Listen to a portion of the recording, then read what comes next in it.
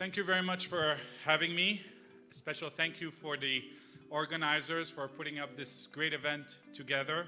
I want to say that from the moment I arrived, I felt very, very welcome here in Halifax. It was a long journey. It started at 5 a.m. Yesterday, and I barely made it for the evening, but I'm very happy to be here. So I'll start by addressing the elephant in the room, or maybe because we're in Atlantic Canada, I'll call it the blue whale. Who am I? Who's that Rudy on stage? So I'm actually one of yours. I started about 12 years ago as a volunteer on the 2008 campaign. I knock on doors, I phone banked, I put entry data to make sure we had the best voter ID. And I loved it so much that I decided that in 2011 I was going to become a candidate. And being from Quebec and being from Montreal, and I say, you know what? I'm going to go against the best we have in Quebec. And I decided to run against Thomas Mulcair because I knew that we needed to have a strong conservative to tell him what's our message, and I did.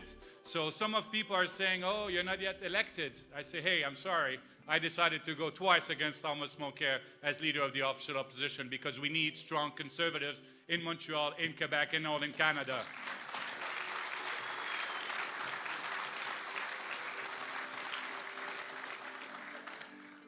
Actually, my first convention was in 2009 in Winnipeg. And just like the convention we're having right now, it's so nice to meet new people and to being able to exchange as conservative. So I'm here today because, I saw your slogan yesterday, voice matters. It is true. I want to be a voice. I want to be a voice in this campaign. I want to be a strong conservative's voice from Quebec that speaks to all Canadians. That's why I'm here.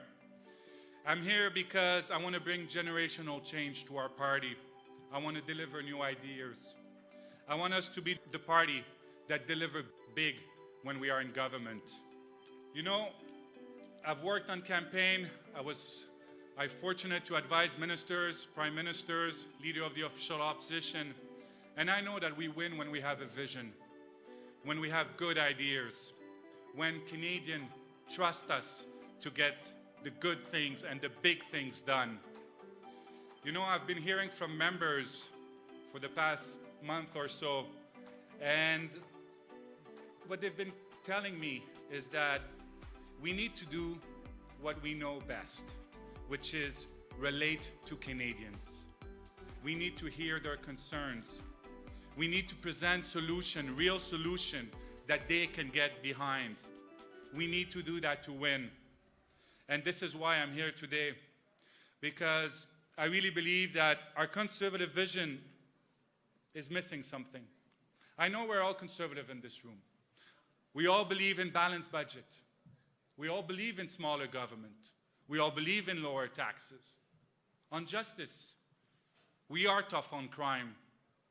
We stand up for victims, not criminals.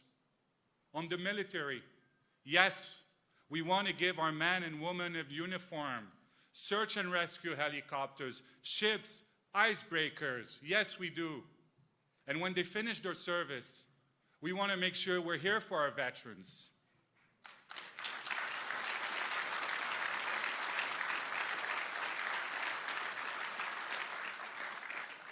But this is not enough. This is good among us, conservative, but we need more for Canadians to get behind us. We need to have a real positive conservative vision that Canadians will embrace. We need to send a message that resonates with Canadians. You know, yesterday I was hearing Julie Chasson, who in her speech said something very important. She said, we need to tell our story. What is our story? Because I'm afraid to say that I feel that we've used the playbook too much. We need to turn the page. We need to turn the page on all division in our party. We need to tell Canadians that we care for them, that we care for each other. Our economic message is great. It's good. But it's not all about cutting. It's about smart spending. It's about investment. That's the message that we have to tell Canadians.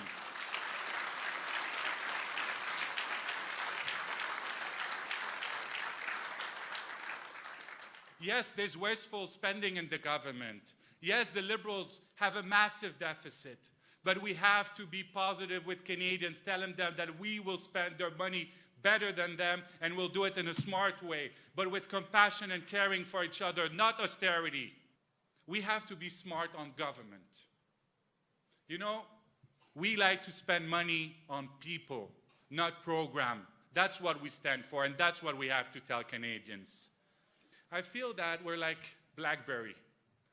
You know, Conservatives, we delivered balanced budget under the Harper government, and we loved BlackBerry, but that was in 2000 and 2010. Now, it's all about the Apple and the Amazon. It's all about a government can make your life easier. And this is what our message should be. How a conservative government cares about you and want to make your life easier. And I'm talking about e-government. This is how we show that we care for Canadians. How come in 2020 I have to waste half a day of work to go and renew my passport when the government already has all the documents? Why are you standing in line to get your benefits? Why do you have to register for your pension? The government should work for you. We're in 2020. On healthcare, yesterday Tim said something very important about healthcare. He talked about having access to a doctor, possibly through the phone or through a video conference. When I was in the government, I saw in Toronto a surgery being performed remotely by a surgeon who was supervising in another ER outside of the country. And I say, my God, if they're able to do that and make sure, why is not our healthcare doing that more? Those are the kind of the ideas and the innovation we need. We need to rethink government services. We need to stop paperwork. We need to really deliver e-government, digital identity, but also cybersecurity. I'm worried about cybersecurity. I'm worried. I received a text message saying, hey, click there, you may get a refund of X, Y, Z. What about if my mother clicks on it or my father clicks on it? We have to make sure we have strong cybersecurity at the same time as we have a smart 21st century e-government.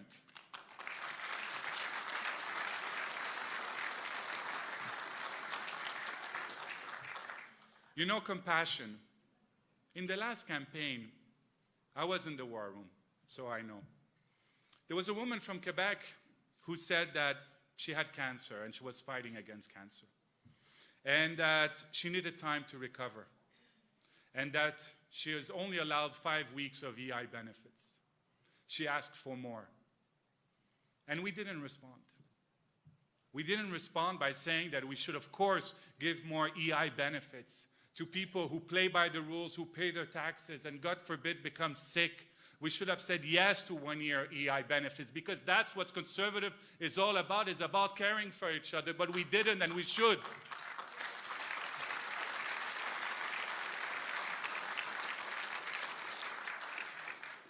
We are the party of inclusivity and diversity. I'm a son of an immigrant. My father came to Canada in 1967, and I stand here today. And I had the privilege of working under Prime Minister Harper, representing Canada abroad in more than 55 countries. This is the message that we have to send to Canadians. You're born 5 years ago or 400 years. When you become a Canadian, you're a Canadian, and you have your place in our party.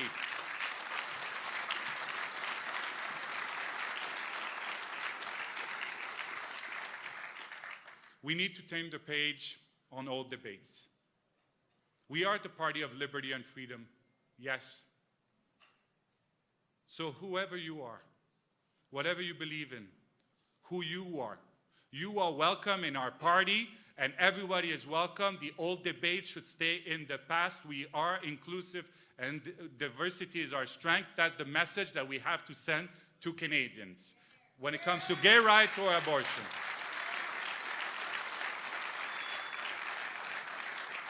Because we have to focus on the future, about the economy of tomorrow. And Rick talked about it. We want to attract investment. We want our export to have new heights. We want interprovincial trade. We want more free trade. But we also want innovation and expertise. And I'll tell you how we're going to use our innovation and expertise. It is to protect our environment.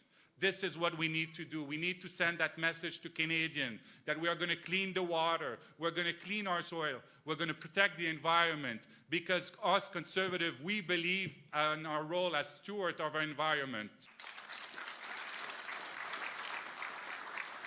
One thing that we didn't talk in the last election, and that we cannot say to Canadians to get behind us and form the next government if we don't talk about a real partnership with First Nation. Making sure that we hear their concerns on water, on school, on housing, and having a real partnership on resource development so all of us can benefit from the prosperity of our natural resource sector. I will champion our natural resource sector. This is why I'm here also, because I want to be a voice from Quebec, a pro-energy voice from Quebec that will say in French and in English, in Quebec and in Alberta, that we need to champion our resource sector without reservation. Il n'est pas normal que quelques semaines après la dernière élection, au Québec, nous avons eu une pénurie de propane. Pourquoi? Parce que le propane venait par train. Et c'est là, à ce moment, que les Québécois se sont dit « Comment ça se fait qu'on a une pénurie de propane? » Parce qu'on n'a pas les moyens d'amener nos ressources canadiennes de l'Ouest vers l'Est. Et nous devons le faire pour les bénéfices du Canada. Je ne m'excuserai jamais d'être le champion de l'énergie au Québec et au Canada.